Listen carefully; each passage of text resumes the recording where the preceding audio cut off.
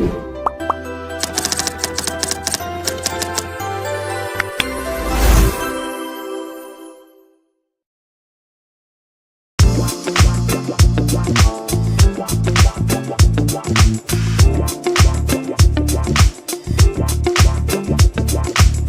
lagi di podcast Karisma di forum komunitas agronomis ini. Kita bisa sharing banyak hal seputar dunia pertanian, perkembangan teknologi, edukasi, dan berbagai isu pertanian. Baik, dari kebutuhan pasar tersebut, Pak. Jadi benih jagung dengan konsep keunggulan ganda ini, Pak. Syngenta menghadirkan produk berteknologi tinggi, yaitu NK Series. Ya, betul. Itu ada NK Sumo dengan pendekar sakti ya. Iya. Nah, sebenarnya apa yang membedakan dua varietas ini, Pak? Jadi antara Sumo Sakti dengan pendekar sakti ini, Pak. Iya, betul. Jadi Pak Ibnu dan sahabat petani Karisma di seluruh Indonesia, jadi Syngenta mengeluarkan NK Sakti Series sampai dengan saat ini itu ada 3. Jadi NK Pendekar Sakti, yang kedua NK Sumo Sakti, yang ketiga NK Perkasa Sakti. Kita fokus di 2, di Pendekar Sakti sama Sumo Sakti. Nah, Pendekar Sakti sama Sumo Sakti ini punya karakter yang berbeda, Pak Ibnu. Kalau tanamannya sama, Pak Ibnu. Jadi sahabat-sahabat NK di seluruh Indonesia, untuk potensi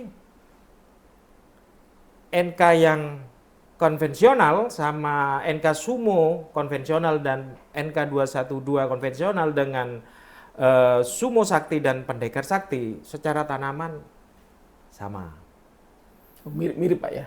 Sama, dia tidak ada perbedaan. Sumo, cuma ini kenapa dia jadi sakti karena di 2 tadi, Pak.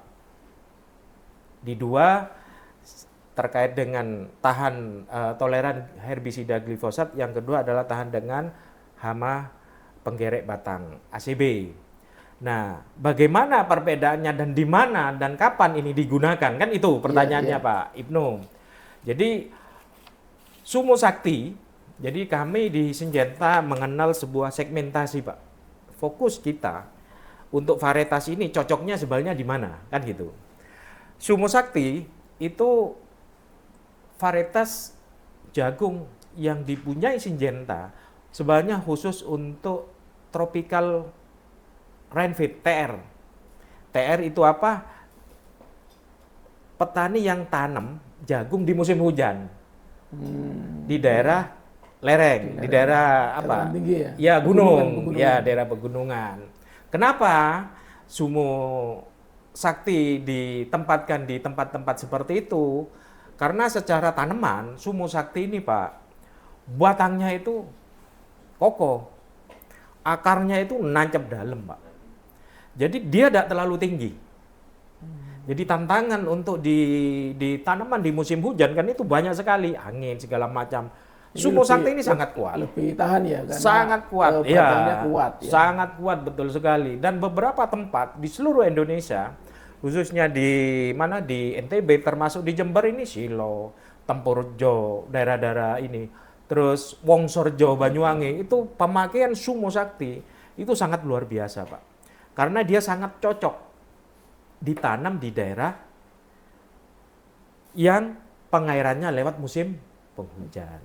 Jadi mengandalkan air hujan aja, Pak ya? Iya, kemudian ada yang tanya lagi, Pak, gimana? Apa tidak bisa ditanam di TI, tropical irrigated, yang lahan irigasi, lahan pengairannya lewat irigasi?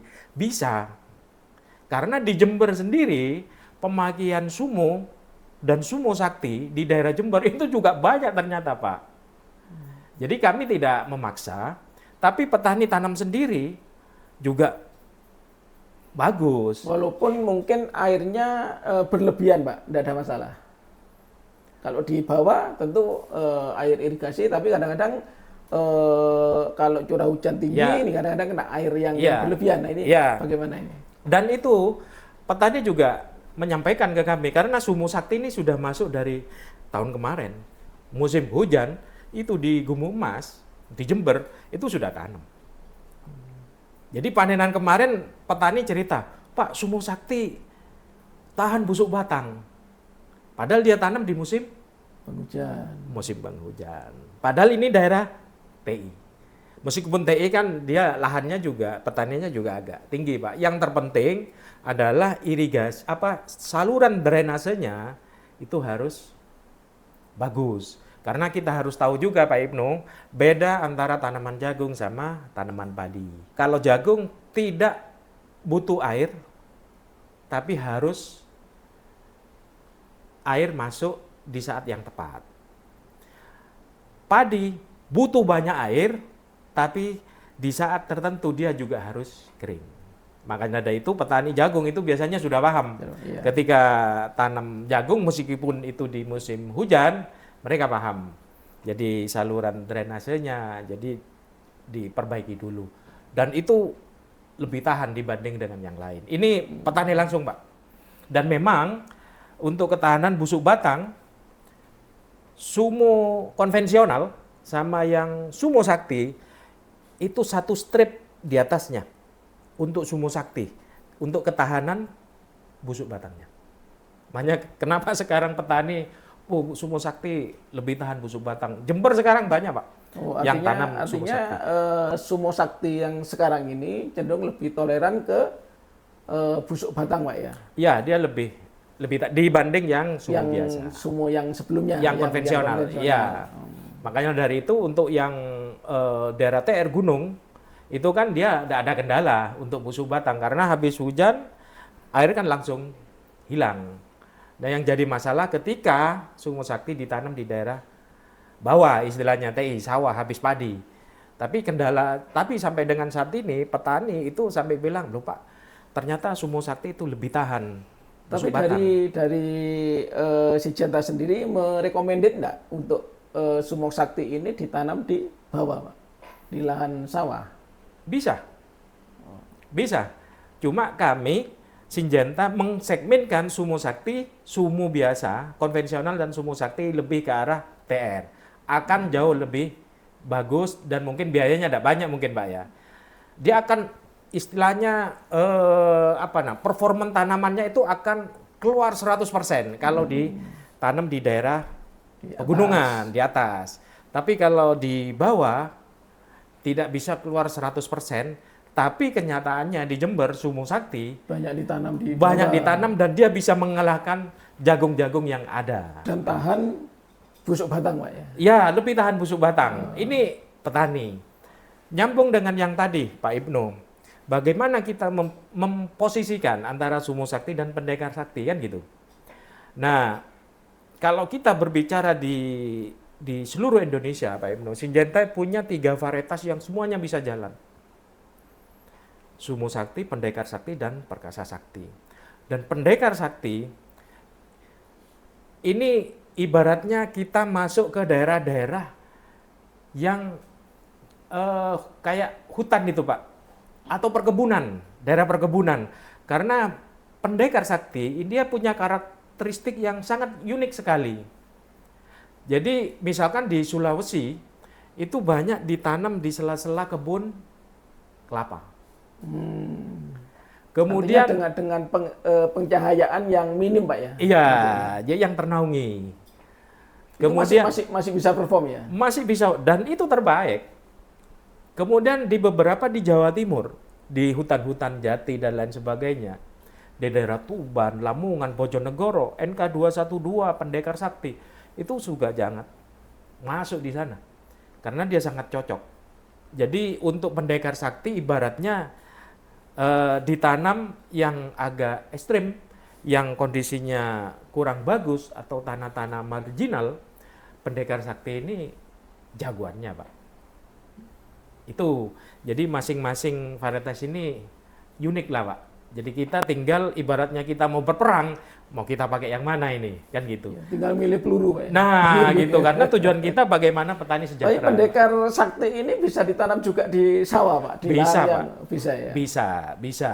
Dan di sawah ini juga bisa dan banyak itu Pak yang tanam. Cuma karena kami Syngenta banyak varietas, jadi membagi perkara nanti petani mau tanam, wah saya sudah cocok dengan pendekar sakti, mau tanam habis padi, mau tanam meskipun ini tanam di atas, mau tanam, ya monggo silakan. Kalau secara produksi Pak, antara pendekar dengan sumo yang sakti ini bedanya seperti apa? Jadi seperti yang saya sampaikan tadi, kalau secara potensi untuk NK 212 dan pendekar sakti itu tidak berbeda, sumo sama sumo sakti juga tidak ada berbeda. Yang berbeda adalah di tempatnya. Kemudian yang kedua di karakteristiknya. Ingat, tidak semua jagung bisa ditanam rapat. Yang bisa ditanam rapat salah satunya adalah NK Sumo Sakti. Dan itu sudah terjadi di Jember. Dengan jarak tanam kurang lebih di 65, 25, 15 kalau tidak salah Pak. Itu 1 hektar itu sudah bisa keluar 12. 1 hektar. Padahal kita di potensi berbicara di 11,5 dengan jarak standar. Pak, kalau kita bicara sisi usaha nih, jadi bagaimana sebenarnya perbandingan biaya produksi antara benih pendekar NK yang konvensional tadi dengan yang sakti, Pak? Ya. Bisa. Jadi biaya budidayanya lebih mahalkah atau lebih murahkah? Ya. Jadi ini saya banyak hal ketika bioteknologi ini turun, Pak ya. Jadi makanya kami selalu mengajak petani Indonesia ini nih untuk bertransformasi, Pak. Maksudnya seperti ini. Petani kan yang dilihat masih ketika beli, yang dilihat kan harga 1 kilo. Makanya teman-teman kami di Syngenta, tugasnya adalah mengedukasi petani. Jangan lihat dalam satu kemasan 1 kilo. Banyak hal yang harus dilihat kan gitu. Jadi untuk kalau kita membandingkan Pak ya, membandingkan itu dari ukuran benih biasanya. Ukuran benih yang kecil sama yang besar, itu kebutuhan 1 hektarnya sudah beda. Iya. Dari besar bijinya. Iya, ukuran benihnya itu sudah berbeda. Jadi sebenarnya kami sudah menyiapkan untuk hitung-hitungannya. Jadi itu beda sekali, Pak. Belum dengan bioteknologinya ini. Itu sangat-sangat kalau dihitung-hitung, sebenarnya itu kalau misalkan NK Sumo Sakti itu sekarang berapa? Di pasaran mungkin 140, 145. Sebenarnya harganya tidak akan sampai seperti itu. Dia akan tetap 140, 145 ketika masih ada di meja dan tidak ditanam. Tapi kalau sudah ditanam, harganya murah Pak Ibnu. Bisa di bawah 100.000 itu. Jadi tidak bisa menilai dari harga per bijinya Pak, per Betul, kilonya ya. Jadi bagaimana benih ini ditanam dengan produksi yang bagus begitu ya. Dihitung dari ternyata kebutuhan benihnya kalau yang ini yang NK Sumo Sakti cuma sekian. Yang ukuran benih besar-besar lebih banyak, itu sudah berbeda. Yang kedua, dengan teknologi biotek ini kita pakai herbisida yang selektif, harganya mahal. Yang glifosat hanya 65.000. Lebih. Kemudian lebih murah. Kemudian terkait dengan ulat, pengendalian. Kalau yang konvensional itu bisa 3-4 kali, kita sekali. Kan sudah menang banyak ini. Belum diproduksi kan gitu. Ya, diproduksi. Artinya ketika ditanam dan ini proses budidaya, ya tentunya yang sakti ini lebih ngirit ke biaya operasional juga Pak ya, mungkin tenaga kerja, termasuk pestisidanya, herbisidanya, jadi dampaknya ke sana ya, dibanding dengan yang konvensional Pak ya. Ya betul Pak Ibnu. Jadi dengan teknologi biotek ini, NK Sakti series ini, jadi petani itu lebih biaya yang digunakan, yang dikeluarkan itu semakin sedikit. Kan kita tadi berbicara kesejahteraan, kan gitu.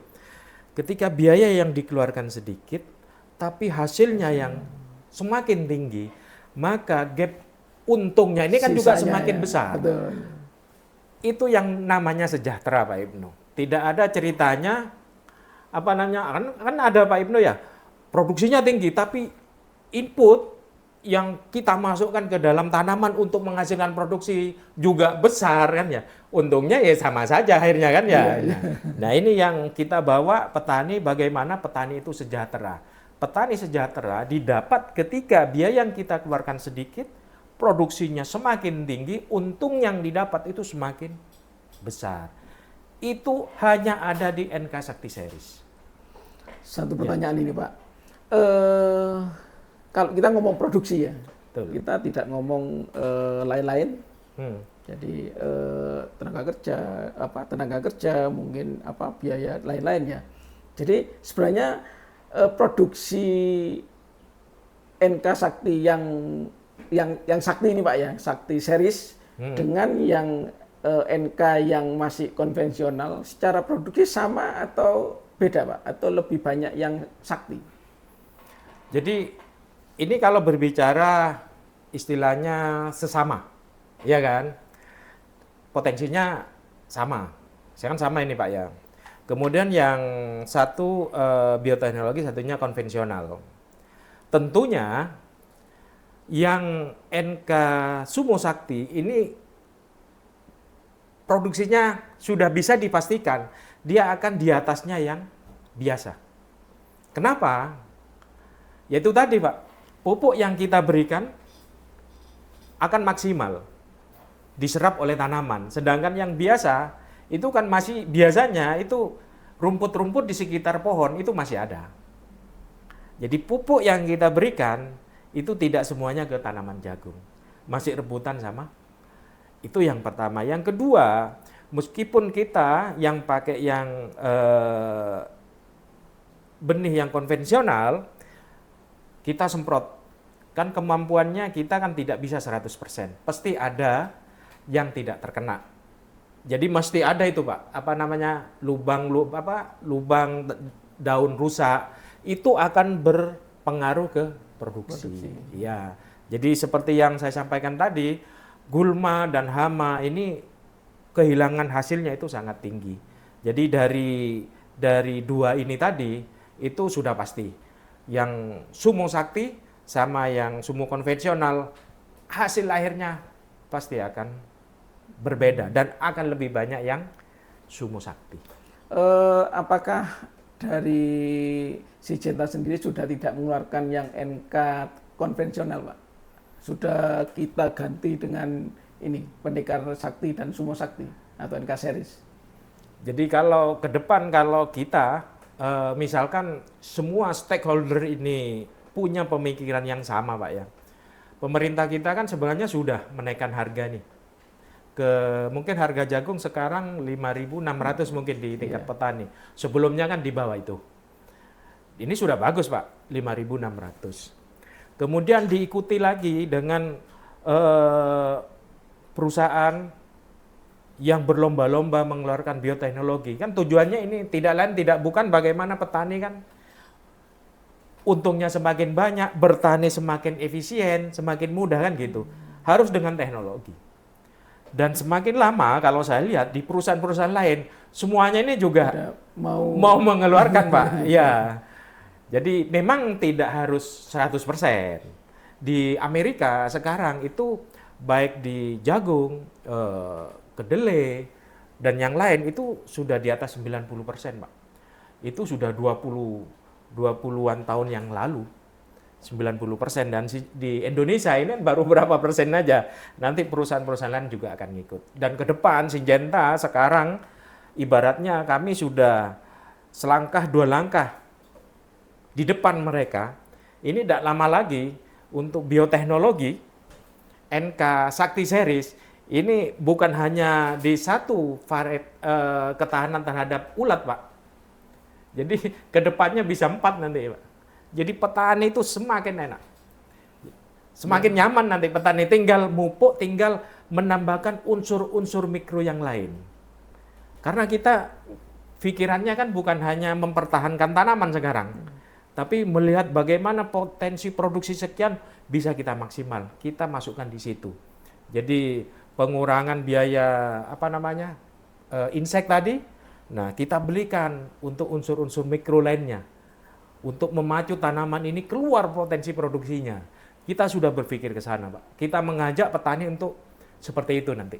Ya, jadi artinya dengan NK series ini betul-betul bisa petani lebih efisien. Betul. Dan bisa meningkatkan produksi setinggi-tingginya, Pak ya. Jadi tinggal bagaimana petani bisa meningkatkan produktivitas dengan tambahan-tambahan nutrisi tadi, Pak ya. Iya. Seperti itu, Pak ya. Betul. Artinya secara produksi memang dengan petani menggunakan benih ini betul-betul produksinya bisa maksimal, Pak ya. Betul sekali. Kita ingin mengejar rata-rata produksi nasional, meskipun itu tidak sama dengan Amerika, tapi kita punya cita-cita ke sana. Jangankan sama, cita-cita tidak punya kan juga juga susah, Pak. Yang penting kita punya cita-cita dulu, Pak. Ya. Baik, kalau kita ngomong potensi hasil nih, Pak. Jadi benih NK Sakti, NK Sumo Sakti dan Pendekar Sakti, dua varietas ini masing-masing potensi hasilnya berapa, Pak? Jadi kalau petani dengan betul-betul memaksimalkan produktivitas dari budidayanya, itu dari dua varietas ini potensi hasilnya seberapa banyak? Ya, kalau saya berbicara dari SK yang dikeluarkan kementerian, Pak ya. Jadi Sumo Sakti itu potensinya di 11,5. Pendekar Sakti di 11,8. Oh, mirip-mirip, Pak ya? Mirip-mirip sama. Tapi apakah bisa di atas itu? Bisa. Ya seperti tadi itu, Pak. Ya, tergantung tambahan-tambahan tadi. Iya, karena kita selama ini kan berbicara standar kan. Dipupuk, bersihkan gulma, hasilnya seperti ini. Bisakah kita lebih dari itu? Bisa. Seperti tadi, kita harus, ini cocok dengan tanam rapat. Oke, dia bisa maksimal. Kemudian kita tambahin pupuk, kita tambahin unsur mikro lainnya. Kan banyak sekarang, Pak. Ya. Jadi sebenarnya bagi kios, banyak kios yang bercerita, wah ini kalau semua bioteknologi kita jualan apa nanti, Pak, kan gitu. Jadi tidak perlu khawatir, karena dengan teknologi ini kita bisa menjual barang-barang yang lain seperti produk-produk unsur mikro yang lain. Sekarang kan sudah mulai banyak keluar yang lebih ramah lingkungan, Pak, yang lebih menyuburkan tanah, terus menambah unsur mikro, pupuk-pupuk itu, Pak, itu banyak sekali sekarang. Apakah ada perbedaan, Pak, antara ditanam di atas, di lahan atas, dengan di lahan datar, Pak? Jadi kalau NK Sumo tadi, ini sebenarnya lebih recommended ke dataran tinggi gitu. Nah, ketika ditanam di dataran tinggi dengan di dataran rendah, ini potensi hasilnya sama, Pak ya? Ya. Jadi kalau potensi itu sama, yang berbeda mungkin biaya yang dikeluarkan. Misalkan di lahan atas, di gunung ya kan, Pak ya, kan mereka tidak perlu membuat saluran drainase karena hujan langsung keluar. Kalau di sawah itu kita harus menyiapkan saluran drainase. Nah itu yang dikeluarkan aja. Iya, ya, Pak, ada tambah. Kalau tanamannya kalau tidak potensi hasilnya sama ya. Sama. Baik, jangan kemana-mana karena setelah ini akan ada banyak pembahasan yang lebih menarik yang akan kita bahas di sesi berikutnya.